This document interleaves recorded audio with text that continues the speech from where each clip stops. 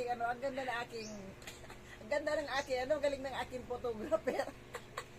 Dito ako ngayon sa taas ng Kamyas o Kalamyas dito sa amin, guys.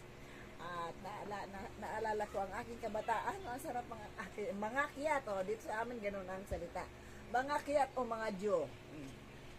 Nakakain ako ng 3, guys. So, ngayon, sa hindi pa nakakakita, ayan kakain ako, guys. Kung papakita ko sa inyo, papalaway ko sa inyo kung gaano ito kaasim.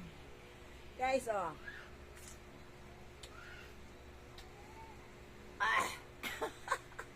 Kain tayo, guys, ng Kamyas or Kalamyas dito sa amin. Sa hindi pa nakakaalam, ito, guys, ay masarap ilagay o iasim sa mga sinigang na isda, hipon, or alimasag. Or alimango kung gusto nyo. Di ba? Ang sarap mga kiyat.